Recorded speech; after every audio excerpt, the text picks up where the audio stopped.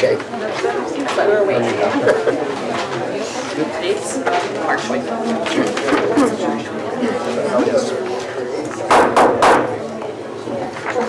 Good evening.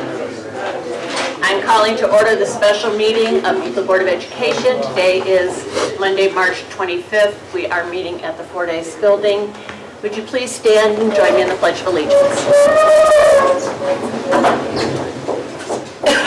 I pledge allegiance to the flag of the United States of America and to the republic for which it stands, one nation, under God, indivisible, with liberty and justice for all.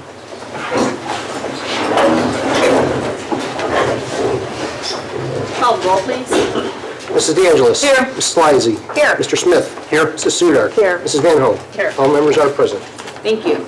I'd like to introduce Dr. Andrea Selico, who will be acting as the superintendent tonight. She is the assistant superintendent.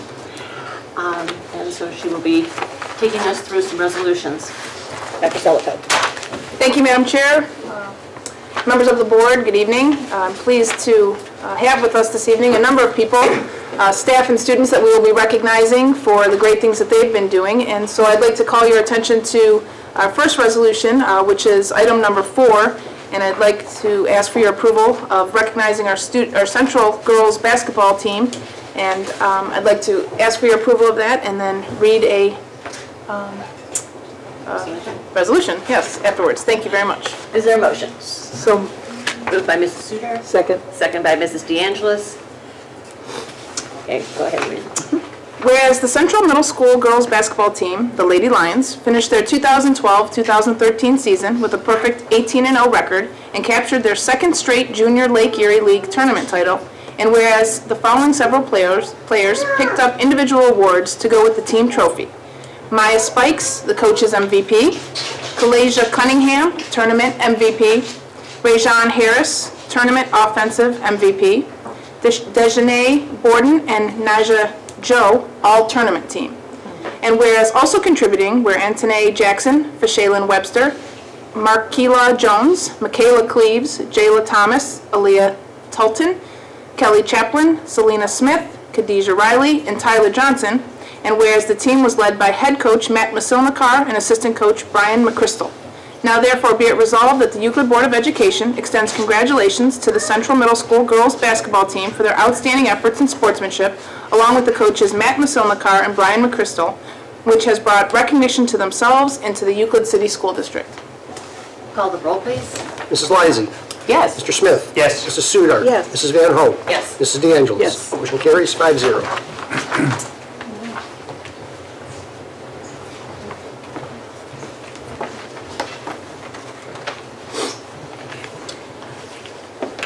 At this time, we'd like to recognize our students, and what an impressive record, 18-0, that's hard to do, so congratulations.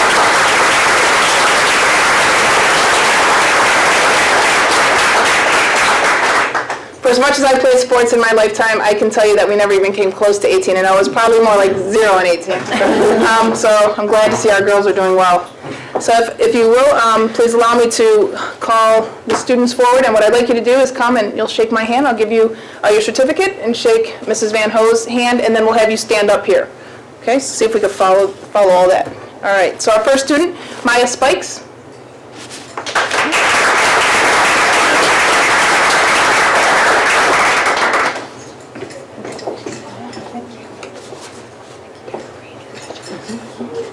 Kalasia Cunningham.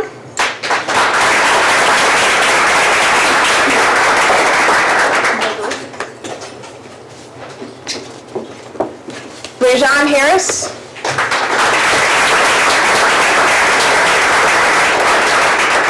Do you remember me? No. I was your principal when you were about that big. Right? Mom, Dad, remember? Okay. Sheena, hello? Okay. It's nice to see my former students that are now taller than me. Okay. Dejanay Borden.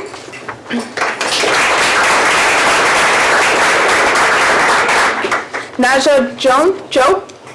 Nazia? You get to carry the trophy, huh? Congratulations. Okay. Anthony Jackson.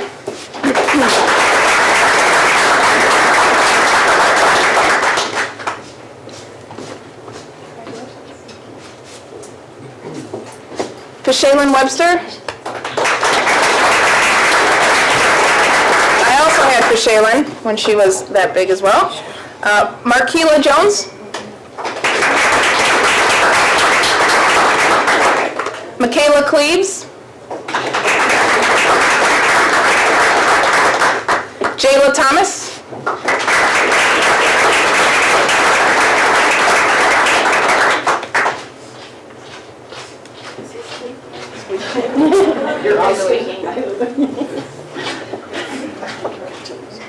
Aaliyah Tolton.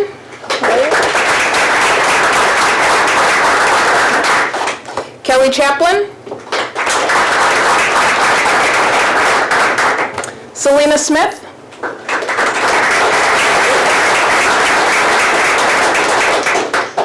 Are you the point guard? Congratulations. Khadijah Riley.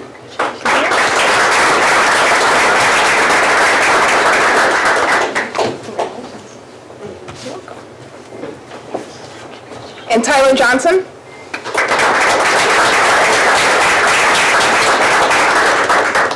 Wow, we're very proud of the girls that are up here today, so excellent job. And yes, did we miss somebody? No? I just see somebody back there. Oh, okay. Yeah. What I'd like to do at this time is actually two things. One, I'd like to have the parents of these girls stand because we know what an important piece all of you are, or family or friends that have come. So if you would please stand and be recognized.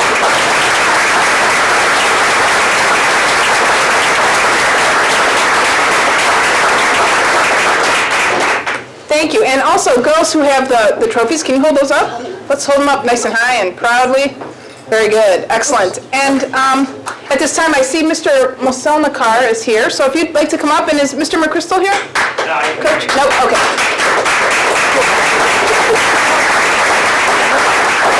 Do you have to say a few words? Oh, yeah. Congratulations. Okay. It's all yours. Oh, well, thank you all for coming to share our evening today. No, honestly, these girls deserve all the credit. They worked hard all year, never gave up, always had fun doing it, did well in the classrooms too. So these girls, they made Central proud, they're making Euclid proud, and wait in a couple years, Euclid varsity is going to be deadly, deadly. So yeah, this is all them.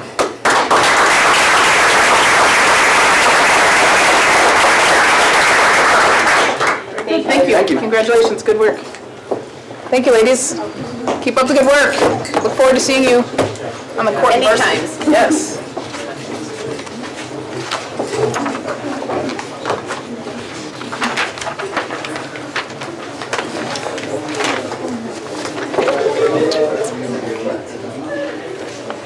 Okay, if you just hang tight, we have a few more recognitions. Okay, I'd like to call attention to item number 5 and ask for your consideration for recognizing the business professionals of American State and competition participants, and so I recommend approval. Is there a motion? So moved. Moved by Mrs. Sudar, second by Mrs. Lysy. Call the roll, please. Mr. Smith? Yes. Mrs. Sudar? Yes. Mrs. Van Hoen? Yes. Mrs. DeAngelis? Yes. Mrs. Lysy. Yes. Motion carries 5-0. Thank you. I'd like to read now the resolution. So whereas the students in the Euclid High School Cisco Systems Associations participated in the Business Professionals of America State Leadership Conference in Columbus, Ohio on March 14th and 15th, 2013, and whereas the competition consists of tests that demonstrate the students' knowledge of the Cisco networking commands and devices, as well as a general knowledge of networking terms and concepts similar to the objectives of industry-recognized certifications, and whereas the following students won awards at the state level. Brianna Cunningham placed second in Cisco Systems Administration.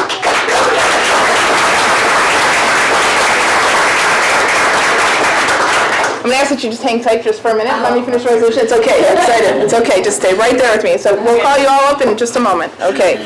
Alan Hudak placed third in Cisco Systems Administration.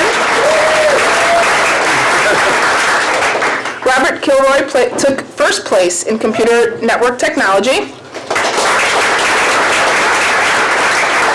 Dudley Shepard placed in the top 10 in Computer Network Technology.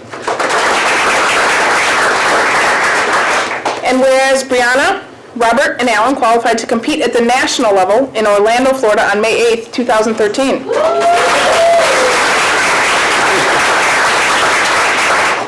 Now therefore be it resolved that the Euclid Board of Education extends congratulations to these students for their achievements.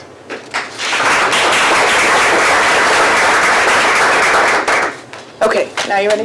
Okay, we're ready. Okay. So you're Brianna? Yeah. Okay, so Brianna was placed second in systems.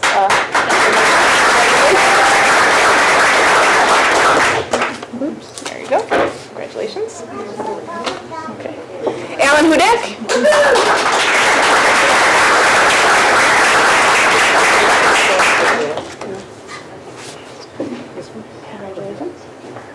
And he did what?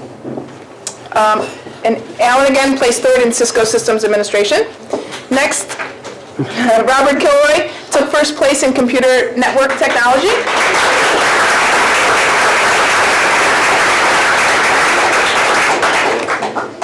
Congratulations. And finally, Dudley Shepard placed in the top 10 in the Computer Network Technology.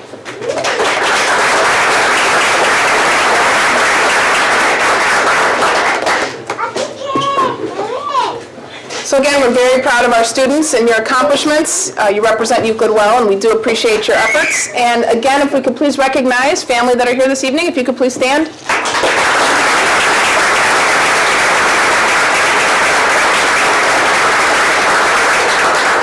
You're not too proud. Congratulations. Yes, all right. Very good. And you're more than welcome to take pictures. Feel free, go right ahead. And Mr. Pignatello, if you would like to come up, we'd like for you to say a few words. Mr. Pignatello.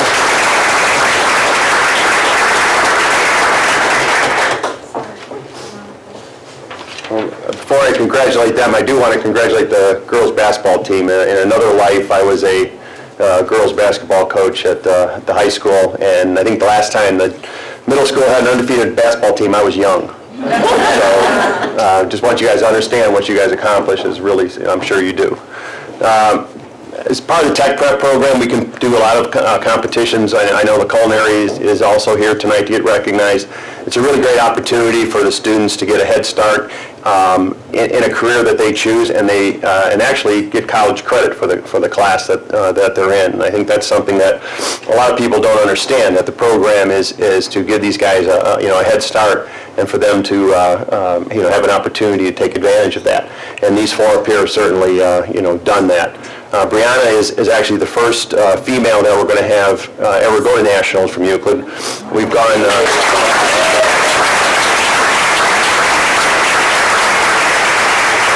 And even at the state, she was only one of two that was competing. This is the 5th year in a row that we have students going to nationals, and so they are kind of continuing the tradition that the students before them have set. Alan and Brianna were in the Cisco systems, and again, to have two in the only 3 people from the state of Ohio, or I'm sorry, 5 in the state of Ohio go to nationals, and again, to have 2 from one school is a good accomplishment. And Alan is just such a steady student, and I think someone's really going to take. It's kind of the student that this program is set up for. Someone who is going to continue in this area and really take advantage of this head start that he has. Bob competed in computer networking technology, which is a second exam. We compete in 2 contests, and it's the second year in a row we've actually taken first. So Bob is going to compete again at nationals in that field.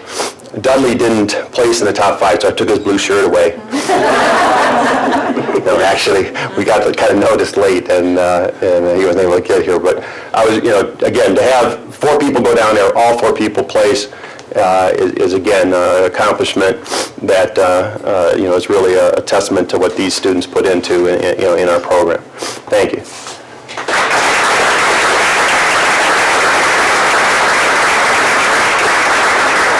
Thank you. I think it's also a testimony to the teacher that is teaching them to put in the time and effort as well. So let's give it.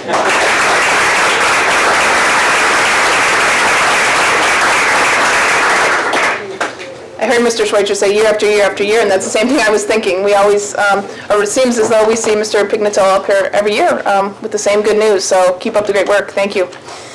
I believe we had someone come in, and I didn't want to overlook her. So do we have a Central basketball player here? Yeah, Fashaylin is here. Fashaylin, come on up.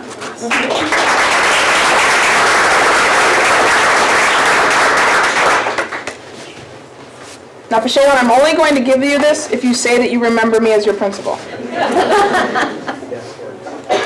You do? Okay, good. Yeah, all right. I don't know if that's good or bad. Is that good? No, I'm kidding. Here you go. All right, I couldn't find you there. Well, congratulations.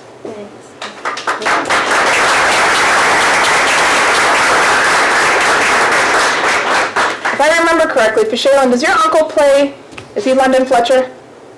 Or a football player, or who is it? Through marriage, yeah, okay, because he came to our school and read a story, I remember it. London Fletcher, how many of you know London Fletcher? Redskins or something he played for? Okay, very good, I remember that. That was a memorable time. Okay. Our next resolution is item number 6, recognizing the culinary arts regional competition participants. I recommend approval. Motion moved by Mrs. Sudar, second by Second. Mrs. DeAngelis. Call the roll, please. Mrs. Sudar. Yes. Mrs. Van Hoen. Yes. Mrs. DeAngelis. Yes. Mrs. Lysy. Yes. Mr. Smith. Yes. Motion carries 5-0. Thank you. I'd like to read the resolution. And whereas the Euclid High School Culinary Arts Program is part of the Family Community Career Leaders of America, and each year culinary students compete in their annual event to earn college scholarships, and whereas the competition categories are team, garde manger, I learned that today, manger? Okay, that was a new term. Pastry arts and dining room service, and competitors are chosen by the instructor based on an essay in their in-house competition. And whereas the finalists from 12 area schools competed in an all-day event at Cuyahoga Community College on March 2nd, 2013, and whereas the following students placed in the stated categories. The junior team of Christian Parker, Kurt Colantonio, and Beverly Peters placed 3rd overall for a silver medal, and the following juniors placed in individual competitions.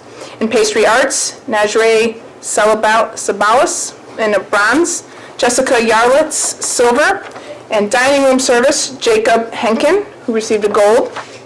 And the senior team of Stephen Slocum, Andrea Buckeye, Desharian Moss, and Khadijah Jackson received a bronze medal, and the following seniors placed in individual competitions, the garde manger, Eric Elchin silver, dining room service, Janae Hall, gold. Now therefore, be it resolved that the Euclid Board of Education extends congratulations to these students and to their instructor, Chef Dan Esquivel, for bringing recognition to themselves and to the Euclid City School District.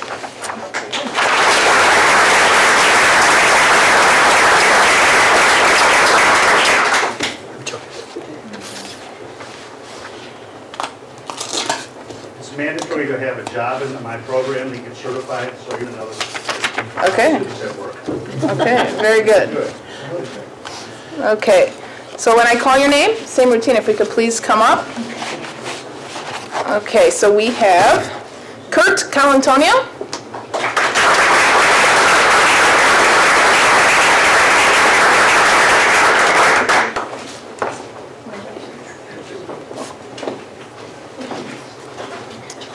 Christian Parker.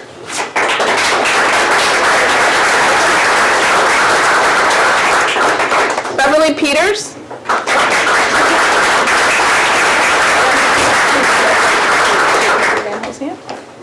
Oops, sorry. Stephen Slocum.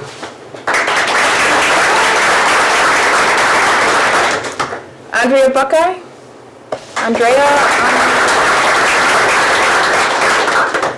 Is it Andrea or Andrea or Andrea? What is it, Andrew? Andrew. Oh, okay, well, it does say Andrea. I was just trying to give him my name, so, okay. Desharian Moss.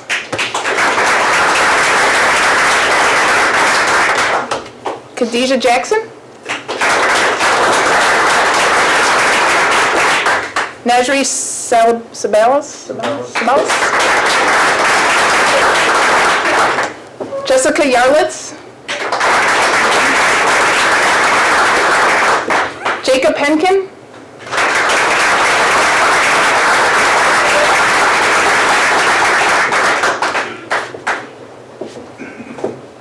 Congratulations. Eric Olchin.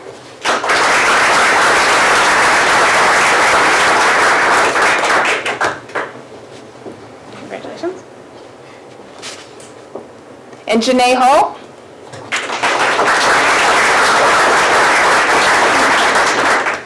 Congratulations to our students that are here. We appreciate your efforts as well. And if we could please once again recognize the parents or families that are here. If you could please stand.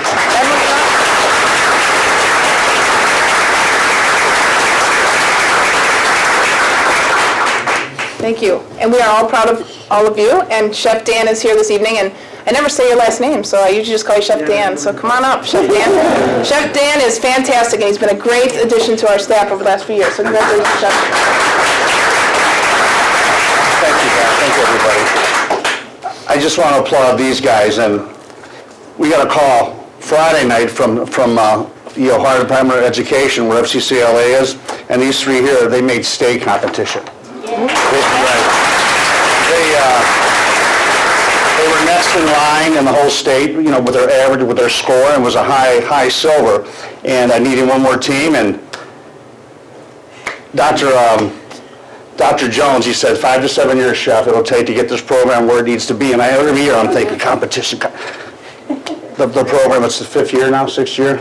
And thanks to these talented kids, we're getting in the program now. You know, that's where we're taking it, you know, to the top. So thanks for the basketball team. You know, thanks Cisco, and thank Holliner, you know, for Euclid. You know, we love Euclid, and we love our students. So thanks. Thank you.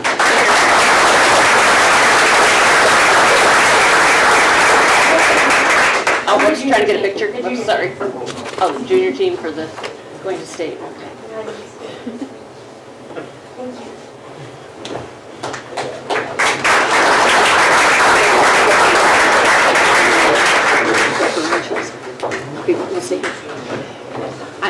Some of you may not know, but you can actually take advantage of all their skills besides, you know, cooking for the parents at home, right?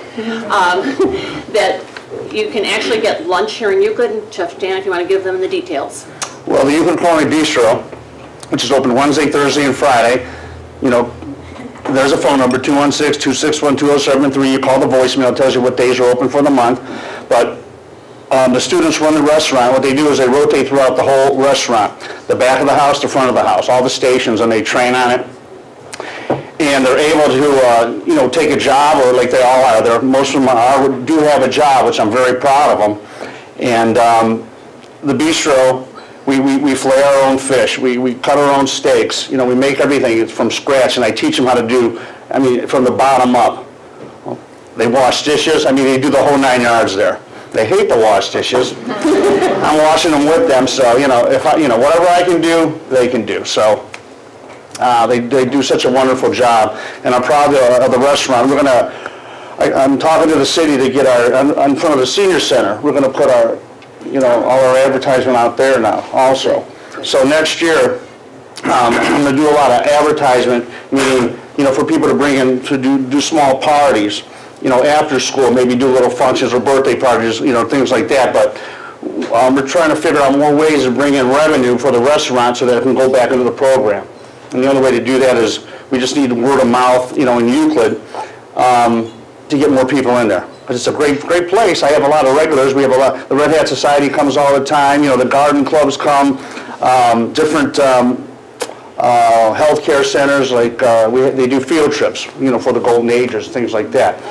So the special needs kids come twice a year, you know, and that's just, you won't believe how much they love to cook and to walk in, you know, and look and go in the kitchen, and it just inspires my kids and myself. But anyway, thank you very much for your time, and have a great evening. Thank you.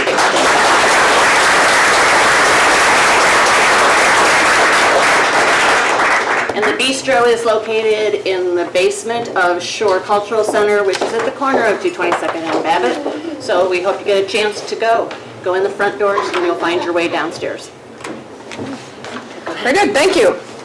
Item number 7 is a resolution recognizing our Euclid Schools Foundation mini grant recipients, and I recommend approval. Is there a motion? So moved. Moved by Mrs. Sudar. Second. Second by Mrs. DeAngelis. Call the roll, please. Mrs. Van Hoen. Yes. Mrs. DeAngelis. Yes. Mrs. Lysy. Yes. Mr. Smith. Yes. Mrs. Sudar. Yes. Motion carries 5-0. Thank you. Whereas the Euclid Board of Education wishes to support the initiative of teachers who design creative instructional approaches to teaching children, and whereas the Euclid Schools Foundation has established a procedure for awarding individual teacher grants not to exceed $500 each, and whereas teachers may apply for these monetary awards for materials, including books, computer software, art supplies, and the like, that they need to complete innovative instructional strategies that support student learning, and whereas projects were judged on their creativity, potential for value added to student learning, and alignment with appropriate state standards, benchmarks, and indicators. Now therefore, be it resolved that the Euclid Board of Education congratulates the following teachers for receiving teacher mini-grants from the Euclid Schools Foundation.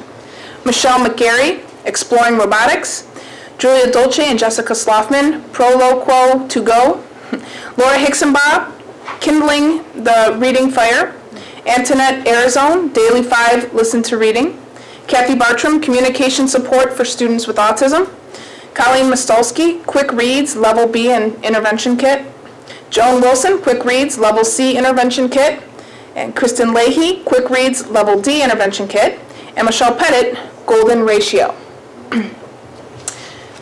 We have been awarding our students this evening, which we are all very proud of, but in addition to that, we are proud of our staff as well. We know that teachers have a hard job of keeping their heads above water, grading papers, and teaching and planning innovative lessons, and all the work that goes into that. So to go above and beyond the call of duty by taking time to write a grant and to provide our students with great instructional opportunities and engaging lessons, we want to reward their efforts, and so we're happy to give them $500, up to $500 each.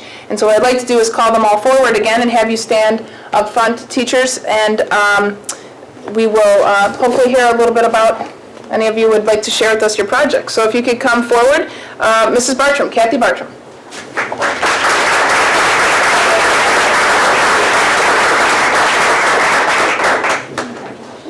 Very much. Yeah, I'm very excited. Good. Michelle Pettit.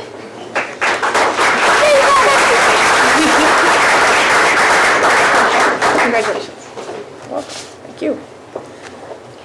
Kristen Leahy.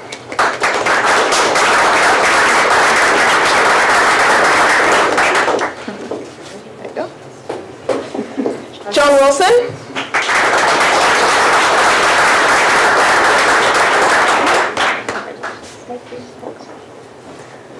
Colleen Mostolsky.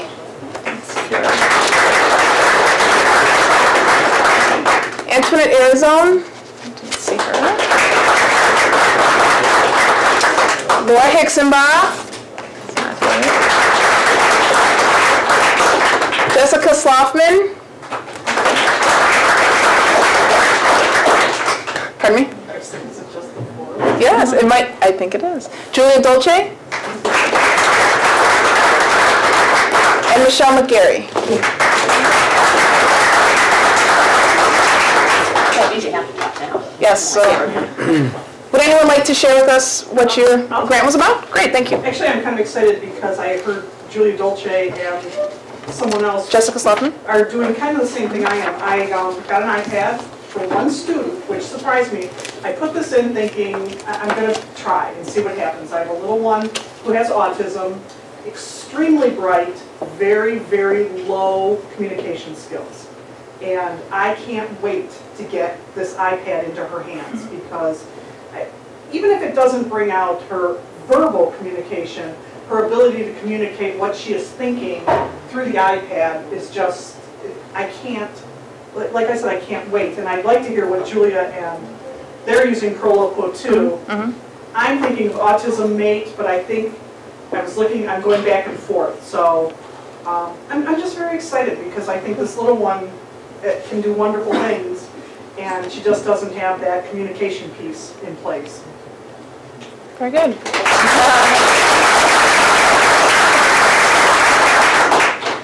I'm doing a golden ratio project. We're always telling our kids that math isn't everything, but it's so hard for them to see the connection. Leonardo da Vinci called it the divine ratio because it really is in art and nature and architecture and everything. So I hope the kids enjoy it as much as I did researching that. Excellent. Good. Great. Together? The three of us applied for the Quick Reads for level B, C, and D intervention reading program. And it's research-based, and we're going to be implementing it with our small groups. And it's a 15-minute-a-day program. That's why it's called Quick Reads. And it increases reading fluency, vocabulary, and comprehension. Has progress monitoring, and it's all nonfiction, science and social studies. So aligns with the Common Core. So we're excited. Excellent.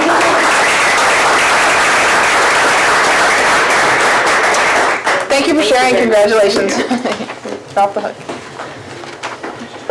At this time, we're going to make a transition into a couple presentations this evening. So I know we have a lot of students here and teachers who have work to do at home and homework. So if you would like to take this time to excuse yourselves, we will forgive you. So thank you for coming this evening. Can I just say something before people take off? Well, we can try. We'll wait. Yeah, it's done.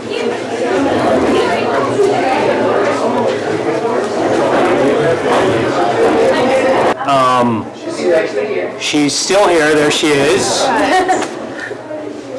Brianna was honored at our last meeting as the school district's student spotlight. And you can read a profile about Brianna on the school district Facebook page or the district's website. So again, Brianna, you're a regular at all of our March meetings so far. We look forward to you doing more splendid things in the coming months so we can continue to honor you meeting after meeting. But yeah, so if anyone in the community wants to read more about what an exceptional student that Brianna is, again, you can go to the district's Facebook page or the district's website. And I'm sure that our communications person will make sure everyone is recognized on Facebook and on the website. Okay, and if anybody missed it, our varsity chorale did sing at the state basketball tournament this weekend on Friday and did an outstanding job. And the first feed I got was taken just by someone that was there, and I heard talking through the whole thing. But I did notice that today we have our own feed up there and you can actually hear the whole song without listening to somebody else talking. So I appreciate that very much, and they're outstanding and you need to take time to listen to them. Yes. Ms. Van Hoe, I had the honor of also being there that evening, Friday night at the game, and our students never ceased to amaze me. They just were right on, and the people around me were just complimenting them and what a great job that they did. So we were very proud of them, and their voices are just phenomenal. So very proud, and I was proud to be a Euclidean that evening with all of them. So it was a job well done. So we'd like to continue on here with items number 8 and 9 are two presentations this evening, and it has been our practice, whereas we've been having our staffs from the different buildings come and give us updates as to the progress that they're making in their schools. And as we all are aware, we have overarching district goals for all of us to achieve, but there are some nuances and some uniqueness to each one of the schools, and so they've been sharing with us those nuances. And so we'd like to, this evening, we're pleased to have with us the staff from Central, and at this time I would like to call Mr. Schweitzer to the podium to introduce all of them. So thank you, Mr. Schweitzer. Thank Thank you, Dr. Selico. Madam President, members of the board, Mr. Vasic, Dr. Selico. Before I do that, I'd also like to, on the varsity chorale, if anybody didn't notice it, in Saturday's Plain Dealer in the sports section, there was a little shout out to that. They discussed a little bit of rivalry between Mentor and Euclid, and that the Euclid varsity chorale actually sang the national anthem before the Mentor game. But it did say what a stirring rendition it was, so they did get a little shout out in the Plain Dealer. Well, tonight it gives me great pleasure, actually, to introduce Mr. Mike Manell, the principal of Central Middle School, who will be leading his team in tonight's school improvement update, and he will introduce the team and start the improvement update. Thank you.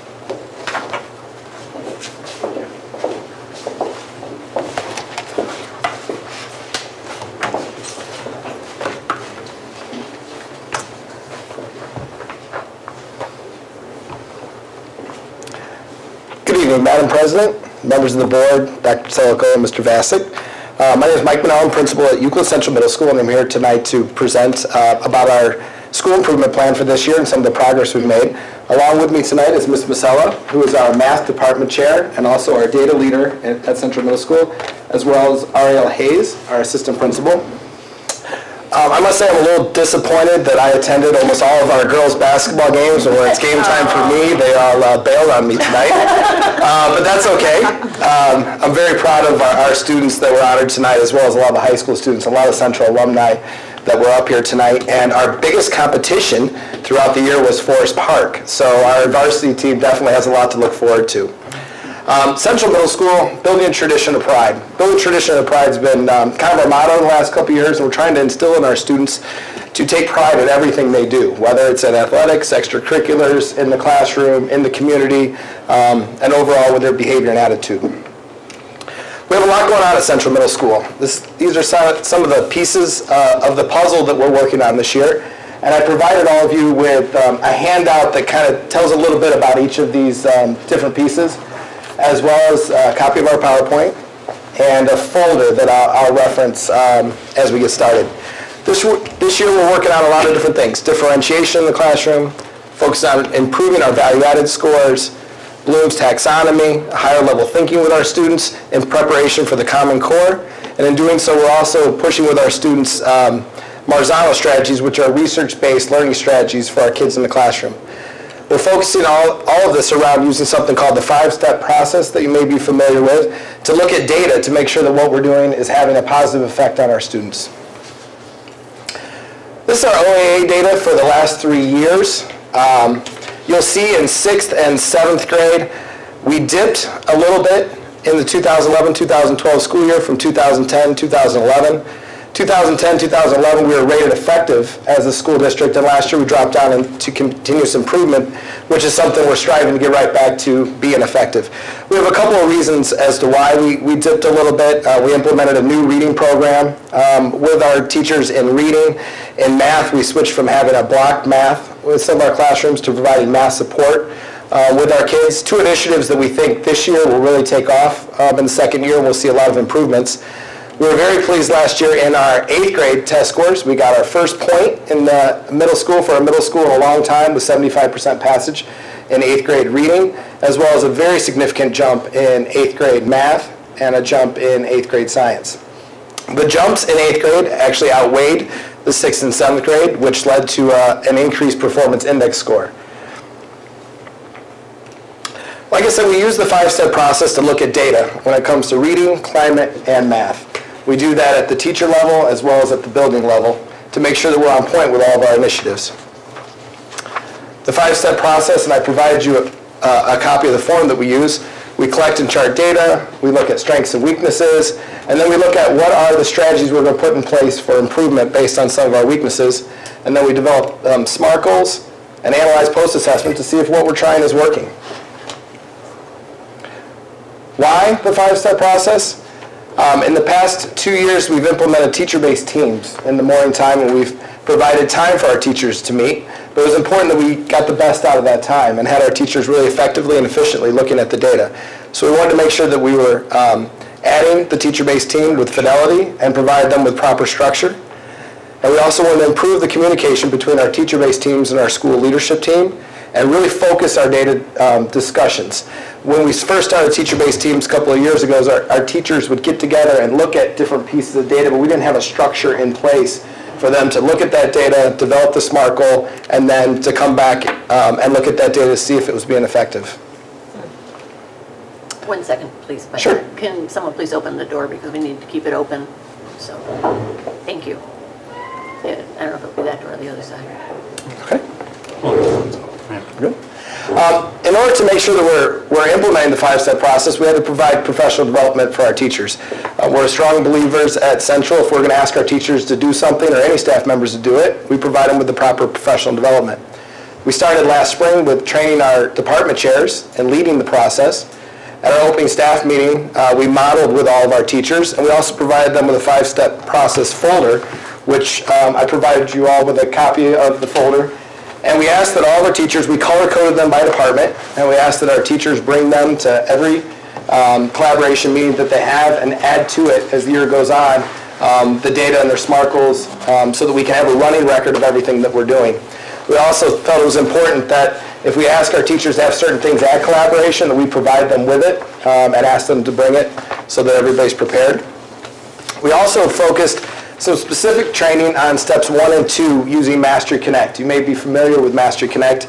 It's a computer program that allows teachers to grade their assessments very efficiently and look at the data in a very usable format. And that helps with step 1 and 2 with the efficiency of looking at that data. But our real focus this year throughout all of our professional development has been on step 3, providing our teachers with the skills and strategies needed to make the improvements that they need. We focused on Bloom's taxonomy. Getting our kids ready for the Common Core and looking at higher level thinking skills is extremely important. Differentiation. Not all of our students learn the same way in the classroom, and so providing them with different ways, different avenues to access their education, as well as small group instruction. Getting our kids to work with each other to solve problems and do the higher level thinking is extremely important. It's certainly a 21st century skill that all of our kids are going to need in the future of working with each other. And we also have provided our teachers with some training on SMART goals, how to write a good SMART goal that's measurable and something that we can attain. Our teacher-based teams do this weekly, Tuesday mornings. They analyze common assessment that they've developed, and they look at developing differentiating lessons to meet the needs of their kids. The idea is that more brains are smarter than one in developing ways to reach our kids' needs. And at the school leadership team level, we look at climate data and look at overarching reading and math Ames Web data and teacher-based team survey data to see if we're being effective. So is it working? I hope so. Steps 1, 2, and 3, and 4, you'll see is what I just highlighted, some of our professional development this year. And our teachers take a teacher-based team survey in last year in February and this year in February, and we showed growth in all 5 steps, specifically in the areas that we focused on for our with our professional development. A rating of 2 is proficient at each of those steps, and so we're either at proficient or nearing proficient in all the areas. But we're excited about the progress. Looking at higher level thinking, if you know Bloom's taxonomy, remember would be the lowest, kind of recall, memorization, all the way to create, where they're taking information and creating something brand new with that. First semester, you see our percentages, and we're excited at Central that our professional development seems to be paying off. We have less of a focus on remember and understand with our students, and a higher focus second semester on apply, analyze, as well as create. Which once again, as we implement the Common Core, it's important that our students are really able to use and manipulate the information they're learning at a much higher level. Reaching all students. We did most of our professional development the first semester, and we see an increase in the areas we were looking for second semester. More of the information is more individualized to students, which is part of that differentiation. We have our students working more in pairs and small groups where they're learning from each other and doing more problem solving, and we're decreasing that whole group. There is a time and a place for whole group instruction, but typically whole group instruction is a teacher instructing all of the students at the same level. And typically you're going to have some students that are more advanced than that level, and also some students that are going to struggle at that level. So we want to make sure that we're meeting the needs of all of our kids. In reading, you've probably seen the cones a lot. this year. We looked at data a little bit different because we think it's a little bit easier for us to understand. Also, the third column on the right is a March benchmarking that we did for our aims for reading.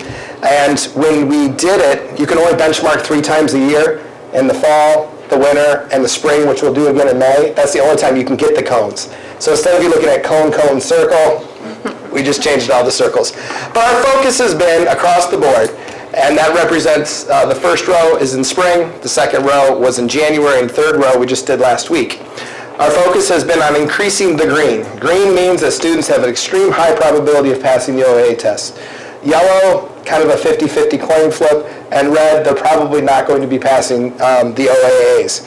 We've seen a significant increase from fall to March in 6th, 7th, and 8th grade in the green, as well as a decrease in the red. And so this leads us to believe, as a strong predictor of success in the OAAs, that our kids are heading in the right direction this year, and we're hoping to see very high passage rates in our reading areas. I just interrupt. Yes. What, the first column, which? January? January? Oh, no, I'm sorry. September? Okay. January, March. Okay. Essentially, some new things we're doing this year with reading. Some are new, some are things that we've done the last couple years. The first thing, co-teaching, is something we've added, and I'll speak to that in a moment. We've really strengthened our reading support class and purchased materials through Title I funding for our reading support class. Our high-achieving students attend honors and gifted English language arts classes, as they have in the past. And a focus, like I said before, is differentiation in the regular classroom, focusing on small groups, meeting the kids' needs. And we continue, as I've presented the last couple of years, on SSR with our students. All students read 20 minutes a day on leveled materials for them. The more they read, the better they're going to do.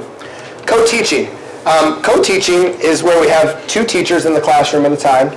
We used to have almost all of our intervention students on IEPs would go to a small group instruction with an intervention specialist to learn the curriculum. And what we felt like we needed to improve, and this is a national trend as well as a best practice, is getting those students in with irregular age peers and hearing the information, learning the information from the general education teacher, who probably in most situations is educated to teach that subject versus being a generalist, which most of our intervention teachers are, as well as accessing the general curriculum at a pace that their peers are.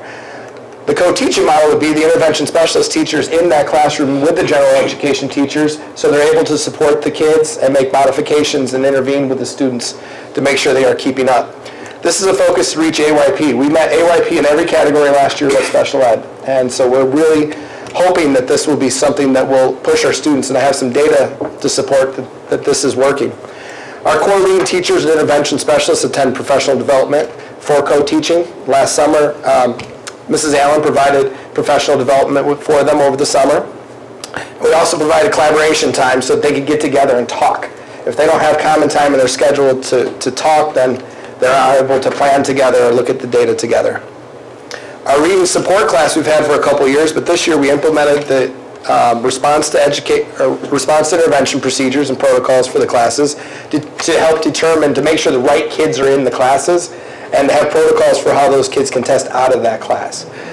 We trained our staff to implement the Independent Reading Leveled Assessment Framework, IRLA, which is also known as the 100-Book Challenge. You may have heard, it's been around for quite some time.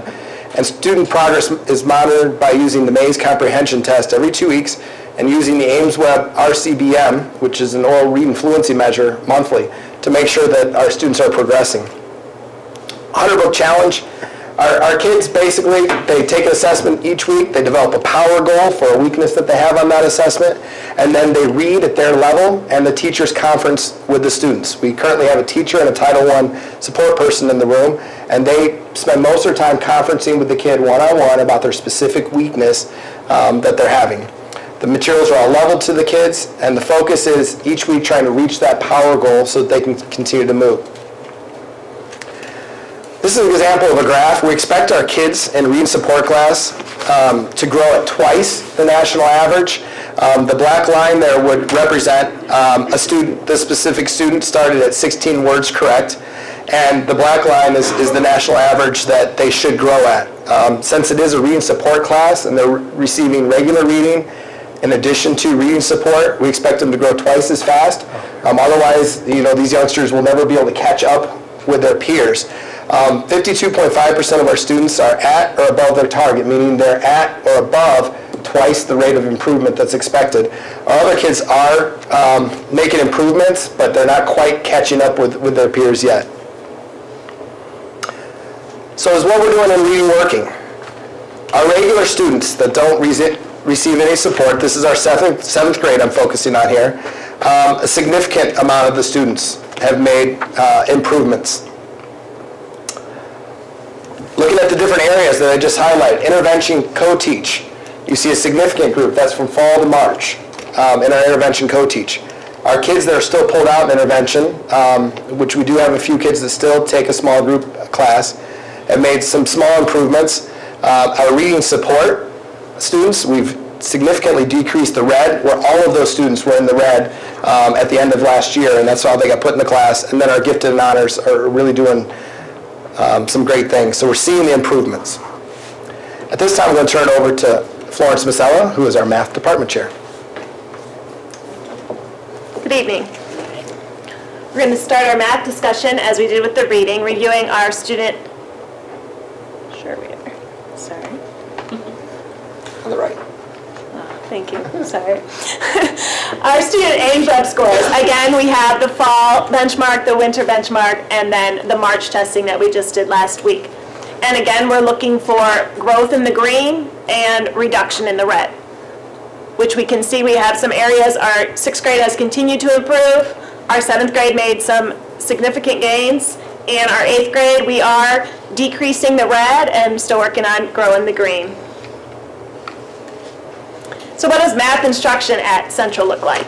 There's various classes that students have available to take. There's our core general education classes, which this year we have 6 co-taught sections. We also had the same opportunity for professional development as the reading teachers last summer, where we were able to work on learning about the best strategies and to use with students in the classroom and how to collaborate with each other in planning and instruction. We have our honors and gifted courses. Students who are in this track normally are above grade level, and if they continue here, they're able to take courses where they earn high school credits, such as algebra and geometry. We also have a math support course, which I'll talk about further on the next slide. This is for our students who need more help in some basic math skills. And finally, we have our math enrichment course, which is a semester-long course that focuses on math problem solving that we began about 6 years ago. Our math support courses. We began this at Central last year. Really, it was a teacher initiative on what can we do for students who need more help with the basic math skills, but they need to, as Mr. Mail talked about, we have to kind of close the gap. So they are still taking their core math class, and this was, we felt we needed additional time during the school day for students to get that instruction. That's the best time to help them. So we work on putting students in the course based on data from the previous year, OAA scores, Ames Web scores, as well as a grade level test that we give to them the year before. We also felt strongly about having flexibility in the student being able to move out of the class if they kind of close the gap and meet the target that they have set. We want them to be able to get out of the course and move to a different rotation. Also this year we've been able to add with 2 Title I tutors in the course along with a core education teacher. We have more small group instruction, and we have a program called Do the Math Now, which is a research-based program that allows students, we have a group that works on basic multiplication and division, as well as one that works on fraction. So again, more individualized, more at what the students really need. This is another example of the student in math and their progress in the Ames Web. Again, the goal is twice the rate of improvement. So there's their goal line and how the student is doing. And the bottom chart shows that the student should be improving at 0.21 points per week. That would be for the twice the growth, and this student currently is at 0.40 points per week, so making significant growth in that class. Another focus that we had is on data driving our decisions. This year, probably more than we have even had in the past. So one is about entering and exiting math support. We did have, as I talked about, the flexibility to move out of the class if you reach your goal.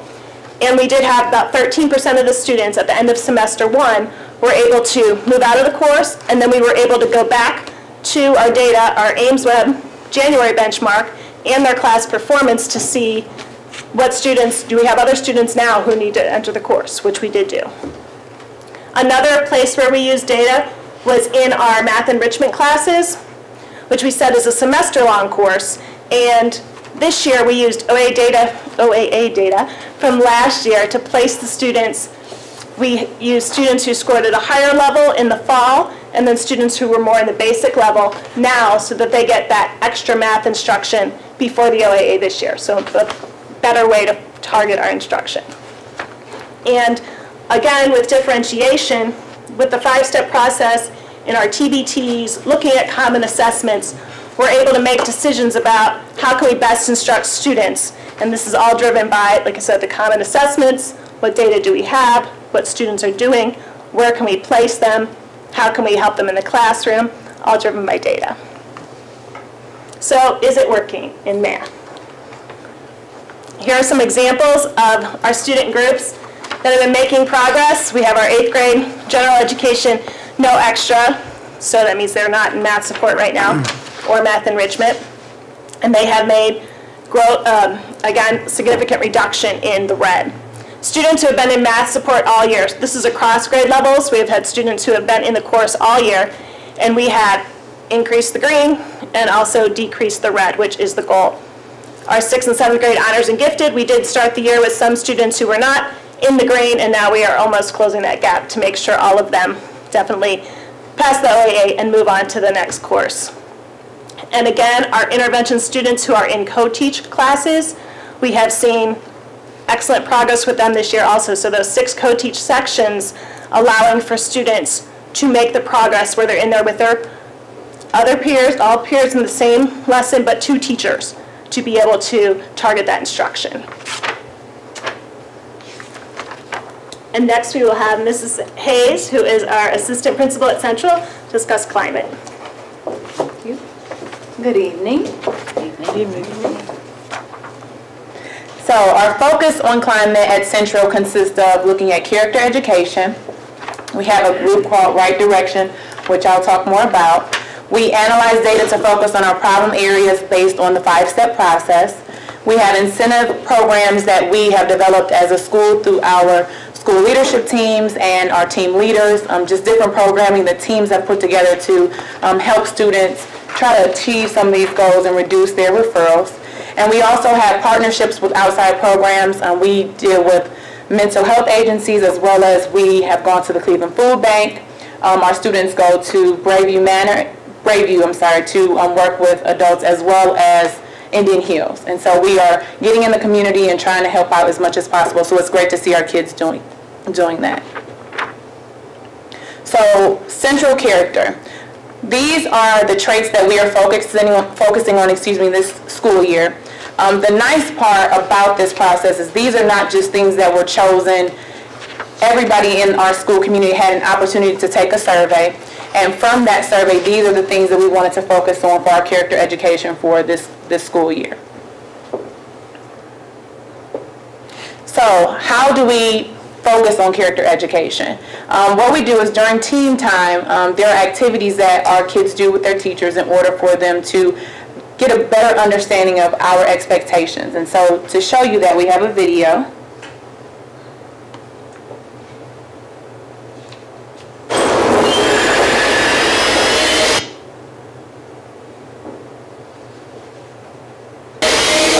What you're about to witness are examples of how teachers see lack of effort. Where do you see your effort in the classroom?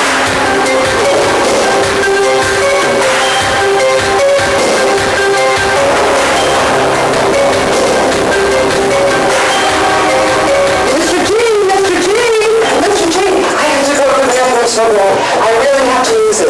Mr. G, I've got to go to the bathroom right now. Mr. G, I have to go to the bathroom. I have to go to the bathroom.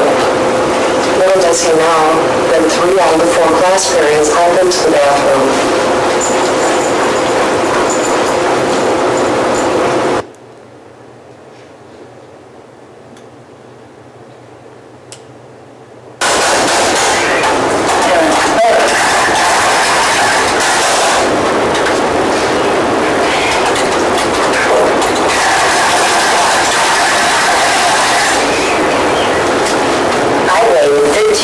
Just to ask for this pencil sharpener. Now I'm going to ask to go to another classroom to use it after I break it.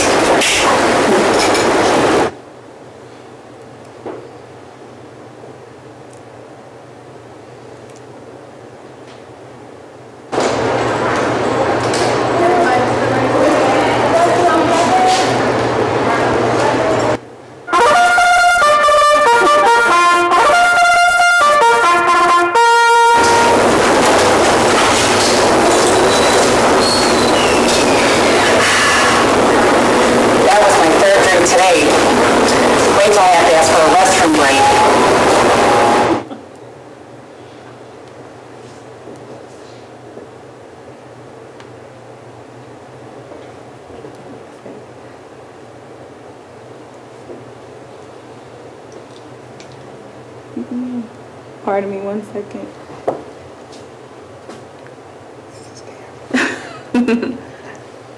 Right here. Perfect. Thank you for bearing with me. Top left. Thank you.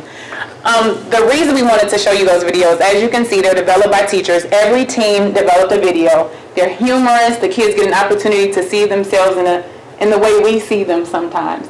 And the other benefit of those videos is we have those moments where we pause and the kids get an opportunity to read the questions and we can have discussion about what's really happening. Have you thought about how this is affecting your education? And so we're hopeful that these things are helping our kids and they get a chance to really find humor in it, but at the same time learn a lesson about their own behavior. Also on team time, we have discussion topics where we do question starters for students so that they can have those same conversations. And then students also create posters about the expectations through character education. And here's some examples of the posters that our kids have created. So Right Direction is a student group where students wanted to, in their words, stop student drama. And the things they wanted to focus on were stopping intimidation, disrespect, fighting, arguing, peer pressure, drama, bullying, and gossiping. And so with this program, students are able to really show one another what the expectations should be for how they should carry themselves every day. Okay. With that, we have mediation and leadership training that these students have gone through, where advanced mediators provided training to our students. They came from the high school to help our students learn how to do that at the middle school level. We also collaborated with the high school in order to put on a stand-up rally at our school, which was phenomenal. Our kids got a chance to show talent, that you can do the right thing, have good character, and have fun and show your talent to other kids, which was so positive. We also, through this program, have seen a positive relationship between teachers and students and their interactions. And teams get a chance to recognize students that are heading in the right direction. And the other thing is that students get an opportunity to nominate teachers they feel are leading them in the right direction and really exemplifying what they see as a right direction character. These are more on task because they're not going throughout the entire day. So that's something that we've seen a huge improvement with. With that, we've also developed incentives for teams that reduce their tardy rates to schools, and some of those incentives include them having ice cream parties and things of that nature, so they have something to work toward on top of being in class where they should be. So these are our tardy referrals from last year to this year, and as you can see, we had a drastic improvement there. One of the reasons we want to focus on this, we needed to cut our tardies, and as you can see here, we cut them in half because we noticed that if students are chronically late, they end up getting Saturday school, and they could potentially be suspended from school, which leads to loss of instruction, and we don't want that to happen. So that's why this was such a huge focus for us at Central Middle School. So as I said earlier, there are incentive programs that we have. bowling, gym time. We do food, certificates, phone calls home. There's a thumbs up program that a few of our teams are using where they really monitor within their team how their students are doing, and they're able to earn rewards at certain times throughout the school year. And as a building, we do quarterly incentives. We have no referral dances, ice cream parties, as well as no missing work breakfast. And we've seen a lot of kids that we've never seen before start to pull into those positive things because they see incentives behind what they can do. And we also have pizza parties for our students of the month. So is it working? We would say yes. If you look at our data from last year to this year, our referrals from last year, we've reduced them by approximately 600 referrals from last school year. So we would say that yes, this is something that is working for us. And these are some of the highlights from this school year. We all saw our basketball team here tonight, our Lady Lions, which we're very proud of them. The NEOCEF students, and they went to a competition, and these are some of our students that won, as well as the bottom picture is the students that received Student of the Month awards. So thank you. At this time, that concludes our presentation, and we will entertain any questions that you may have.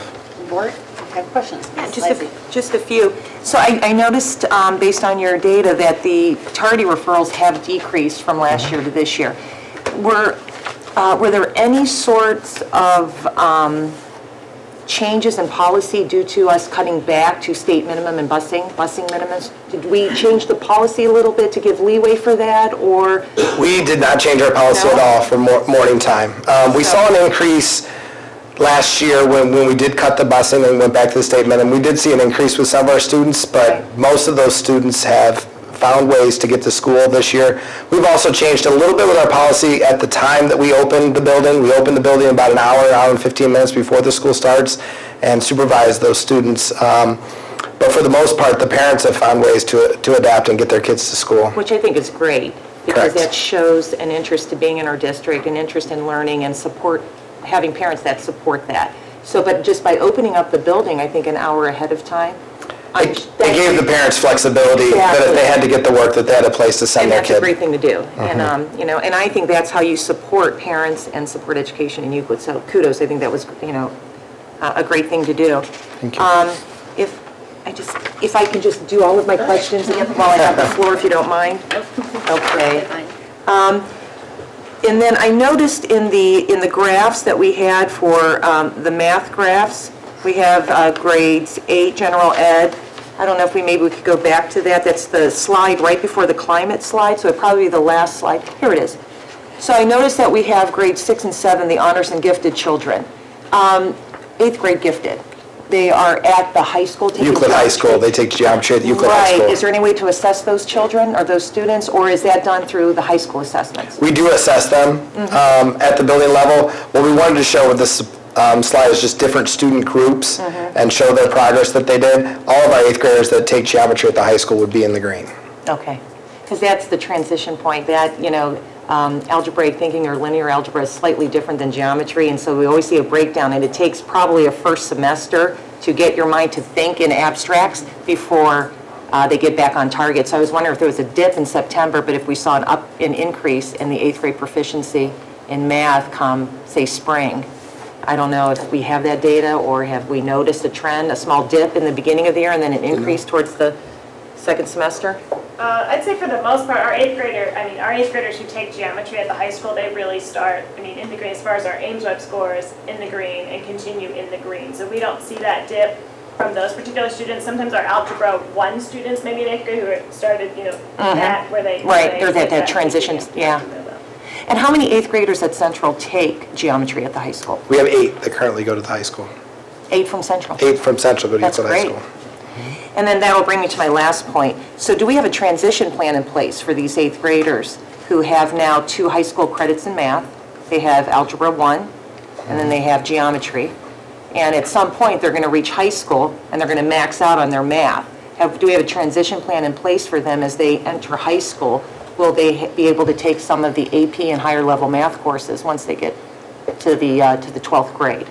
That's something I wouldn't be too familiar with. Okay. I don't know if Dr. Smilek has I any. can address that. You know, it's really, we have two plans, and it's really dependent upon. Can you come up so that you can get picked up on the microphone, please? Thank you. Didn't realize I was going to be presenting this evening. There's really two different options, and it's really dependent upon the students and kind of where cohorts are going to fall and test into. One would be the dual enrollment that we're looking at, and that's kind of dependent on how students place on the compass test that we've administered. And the second would be, the AP numbers. And so right now, we do have students that are maxing out in their junior year at AP Calculus. We are exploring the potential to offer AP Calculus BC next year, which would be a second AP class, which would be an addition, but it's also something that we feel that we may have a cohort of students ready for. And I agree with you, Dr. Smilek, and I think you and I have had some discussion on this, but as we see the increase in numbers of our middle school students, if we have 8 geometry students at Central, and I'm not sure what the numbers are at Forest Park. 13, 12, Yeah. And so we have a total of 18 8th graders. Those numbers are fantastic, and as these children transition into the 9th, 10th, and 11th grade, I think that those numbers for AP Calculus BC will increase as these children continue. Plus, it gives them an incentive. It gives them, it's a good marketing strategy for our district to show these students and their parents what they'll be able to accomplish if they continue to stay in Euclid, if they continue this path, this honors and gifted path, what they'll be able to accomplish and how prepared they'll be for college once that time comes. So thank you for that, and I appreciate your efforts. Thank you. Okay. That concludes my questions. Okay, thank you. Mr. Smith, did you have something? Just an observation that chart and the one before it for reading, the one that's similar to that is for reading, were both just very helpful in explaining kind of the different teaching tactics with the different capabilities of our students.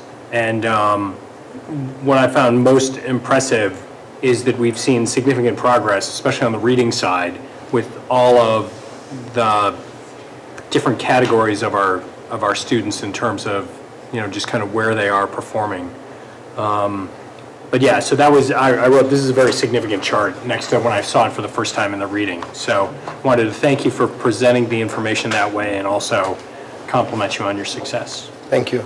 As we move towards being graded more by value added by the state of Ohio, it's extremely important that we add value to all of our student groups. Right. And in the past, we've made significant progress with some of our average or above average students. And it's important that when we look at data, we're looking at all of our student groups to make sure that we're moving all of them.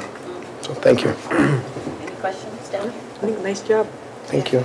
Good luck with your AYP. Thank you. Thank you. Great. I was going to say your test scores from last year's report card were fabulous, so good job there. Thank you. And then I'll just do a little plug. We have the 9th grade orientation coming up. So any middle school students. Yes, March we have the 27th. Which is, yes, exactly right. So, and that'll be 7 o'clock in the auditorium. So we're looking forward to a lot of our 8th graders at Central Middle School attending that orientation. Dr. Smilek did a great job putting it together, so. Excellent. I just had one question on the tardy referrals and that. Was that tardy to school or tardy to class? Tardy to school and class. We've focused on both areas. So you've reduced on both of those. Yes. That's really great. Yes. I really enjoyed hearing what the classes were like and, what you're doing in the various subjects, because sometimes, in the past, we've heard the data and that, but we didn't understand totally what you were doing, and I think you did a good job of presenting that. Thank you. So I appreciate that very much, and I'm looking forward to some great test results, too. We are, too. Absolutely. Good luck to them. Thank you. Thank you very much.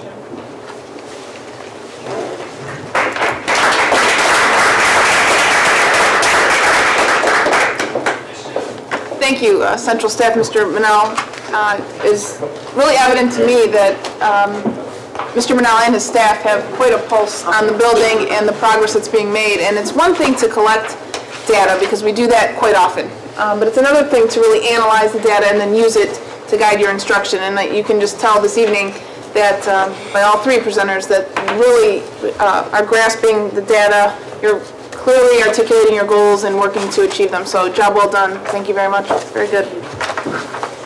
Our next presentation is by Mr. Schweitzer, our other assistant superintendent, who is in charge of academic services. And probably a few weeks ago, we saw Mr. Lysick and talking about his department, which works in collaboration with Mr. Schweitzer as one department, the academic services. And there's a team that work together, and we'll hear from Mr. Schweitzer who those people are and the updates on coming from our academic service end of things. So, Mr. Schweitzer, thank you. Thank you, Dr. Selico, Madam President, members of the board, Mr. Vasic. I'm excited tonight to kind of try to tie things together a little bit.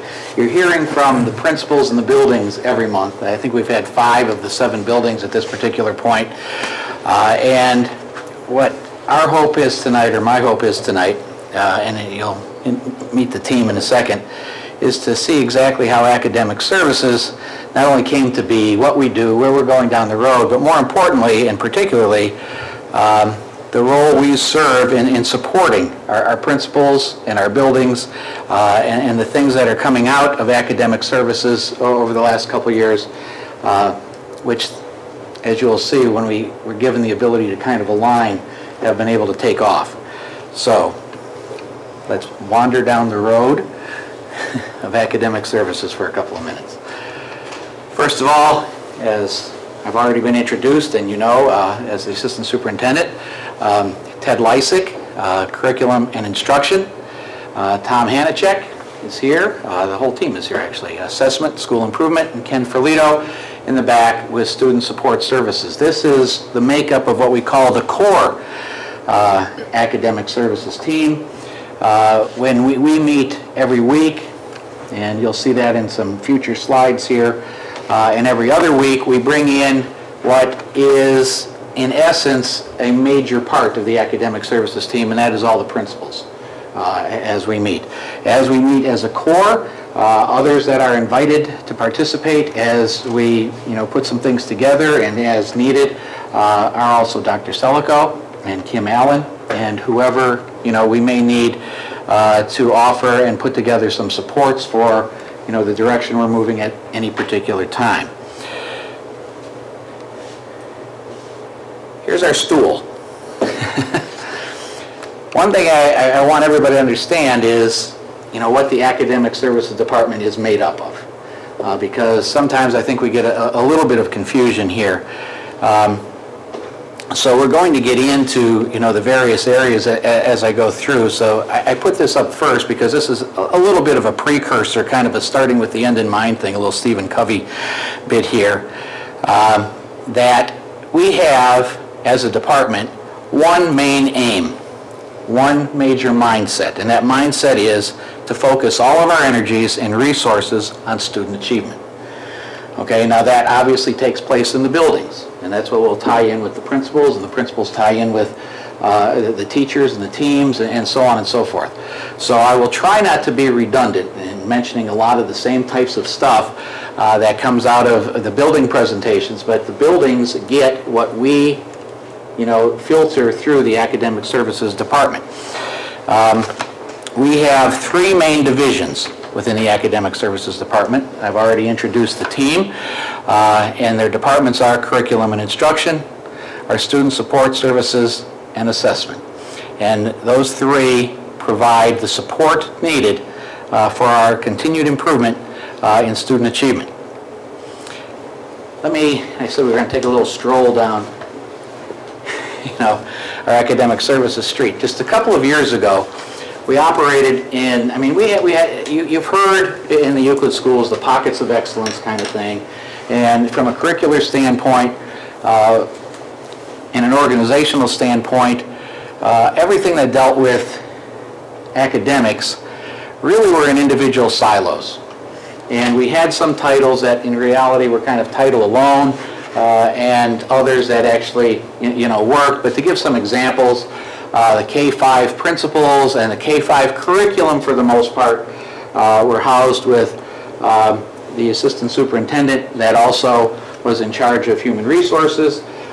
We had a curriculum of 612 in what was a curriculum department and oversaw some textbook purchases K-12, but didn't see over an entire curriculum of K-12. Our title services were kind of rationed out a little bit. Not everything was on the same table, okay, for everybody to work with or to view, to see, and so on and so forth. Assessment had been spread around a little bit as we went through some things. At one point was in the gifted department. At another point, the two assistant superintendents kind of shared that. It went into pupil, it was in pupil services, and now falls under curriculum and instruction. So our department supports through these three main divisions, and that's where we've been, and this is where we currently are. We're in our second year as an academic services department where we have an umbrella that brought these services under one kind of roof. And in that we have the K-12 principals, K-12 curriculum, all title services, assessment, school improvement, everything is on the table. We have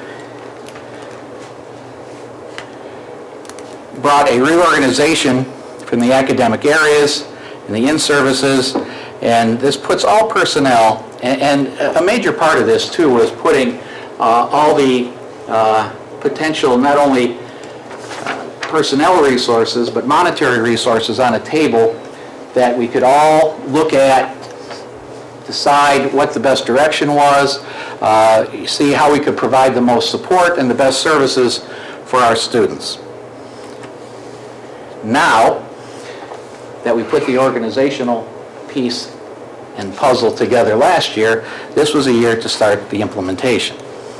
So, as we say up there, time for action. Let's look at, I'm going to take a minute here and look at the three district goals we're currently looking at this year, and that is student achievement, fiscal responsibility, and district credibility.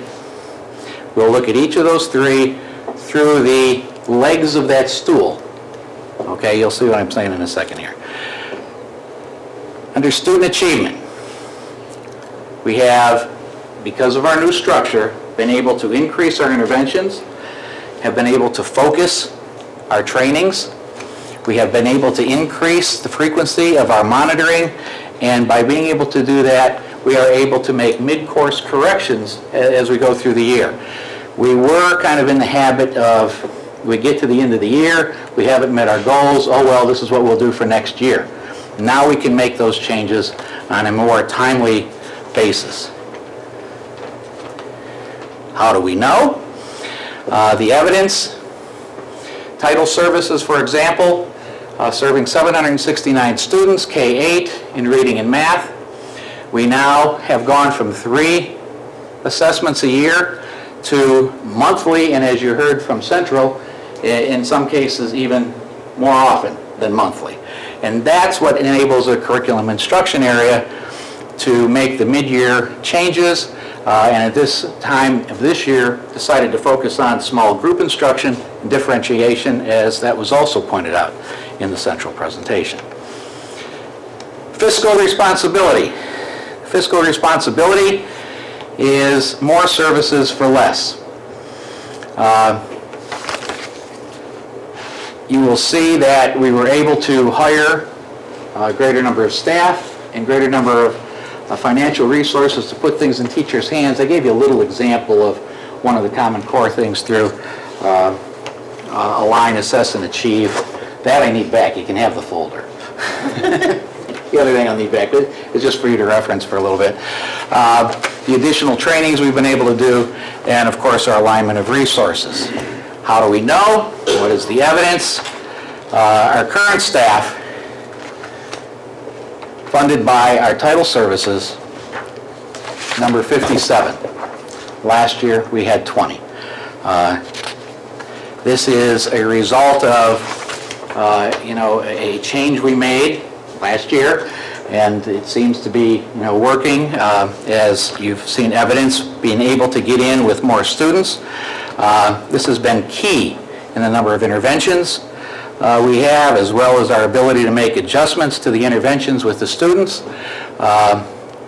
Again, I try not to be overly redundant, but things like Do the Math, or Common Core supports that you've heard about in 5 other presentations and just a few minutes ago with Central. Continued training of administrators teachers, tutors, the ability to align our resources. Our principals, as you heard, are able to train the teachers because our principals have gone through Marzano training, they've gone through assessment for literacy training, Common Core training, and they are able to take those things back to their schools, work with their teachers, tutors, our coaches. Everything is aligned because we're able to have it all under the same umbrella. Credibility, third thing. Thing about credibility is communication. Able to see each other, meet with each other, and kind of dissect our own working. This is the way the whole academic services department aligns. We have our weekly core meetings, as I mentioned before. Bi-weekly team meetings with the principals. At these meetings, we align the work. We talk about things that have taken place in our district leadership team, our school leadership teams, our teacher-based teams. We literally dissect it. And you know, we hone in on it. Things for the principals to be able to take from those meetings back to their schools. We calibrate walkthroughs. We talk about assessments, interventions, curriculum, data. Okay, that has been the focus of our principals meetings, our academic services extended meetings every couple of weeks. That didn't happen before. These trainings with the principals didn't happen before. When we were in all the different silos, that just didn't take place. And now it is, and I think you're able to see some of the results as the buildings, you know, make their presentations. I have to reference Mr. Lysick on this one. And one of his sayings is always, you know, the front window is bigger than the rear view mirror. So we can't take our time always looking back, but rather looking forward. So looking forward and moving forward, what is it that we're looking for from academic services? Principals, continued planning, professional learning to increase student achievement, and us continuing to provide the support to make that happen. Increased support in our early literacy for future student success. This is key. The third grade guarantee that is out there, making sure that, and it's an ethical thing too, it's not just legislative. I mean, this is something that should happen. A kid that's in the third grade should be able to read. And we are increasing our supports not only in third grade, but K through 3 and all our early literacy, because the third grade guarantee actually goes down to K3 the following year, and in reality, we're even looking at pre-K. Okay, we currently have a preschool task force that's looking at doing assessments, and we have a board member that sits on that, doing assessments with preschool kids. And again, so we don't get to the end of the year and say, oh, they're not kindergarten ready. That we have interventions in place, and the Euclid schools are going to play a key role in helping to provide those interventions with now, what I've been told, are 46 different preschool providers in the city of Euclid that have kids that eventually end up in the Euclid City School District. Now, I'm not going to sit here and promise that we get 46 different entities on board, all with arrows aligned, but we're making some pretty good progress with some of the bigger ones. And you know, that's a good thing. So we're looking at pre-K through 3 on our initiatives as far as our continued student support. Curriculum instruction to initiate a common framework for leading professional learning, data and instruction to incorporate the Common Core. We've had intensive Common Core training in all areas at this particular point. And finally, the assessment and school improvement function will be not kind of connect the dots, connect the assessments to the data to action that we put in place, again, as supports that are going to go into the buildings and help improve student achievement. With that, that is kind of the overview of what academic services does. And you know, hopefully you see kind of the connection of where academic services serves as, I hate to say like the warehouse, but kind of like that in what we do with our principals and what the principals take back to the buildings. And because of the way it is organized, in a way it had never been organized before, We are literally able to keep our arrows pointed in the same direction, focused on the same goals, and there is a ton of communication between the principals and their staffs, the principals and the Fordyce people that are here, and it is just, it's turning out to be, in my mind, a tremendous relationship. So we're poised, I think, for some really good things as we go down the road. With that, that concludes my remarks. I would invite the Academic Services team to come on up, and anybody has any questions, we'll try to answer them. Okay, Mr. Smith?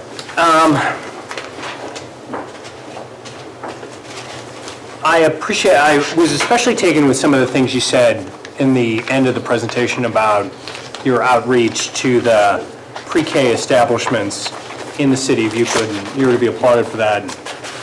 Board Member Sudar is to be applauded for her efforts to help that. She's been a great tutor, I can tell you that. I've learned a lot from her over the last few weeks. But you also touched on the third grade guarantee, and I also appreciate the proactive approach that this district has taken on that. And, you know, as I hear about the third grade guarantee, quite frankly, I sit here and I get angry. Because this is another instance where the legislators in Columbus are making educational policy without providing the resources to execute the educational policy. And the research that I hear as the rationalization for the third grade guarantee, and I guess I'm inviting your team to chime in if you've heard differently, is that if students are not reading at grade level at third grade, they're 4 times more likely to drop out, and that's what they claim is the impetus in developing this particular policy point. The piece of research that I like to throw back is that students are 11 times more likely to drop out if they are held back a grade. And so again, I'm just kind of profoundly, well, I don't know if profoundly, but I'm angered. I appreciate the work that you all are doing to try to get ahead of that, because the reality is the third grade guarantee is going to be something that this school district and other school districts are going to have to work to meet that expectation, meet that requirement from the state of Ohio. But again, this is the same state of Ohio that by their own constitution isn't providing adequate funding for the common school system, which is K-12 public education across the state of Ohio. And just the notion that, you know, if we hold back a student, that actually more than doubles the rate of their potential dropout.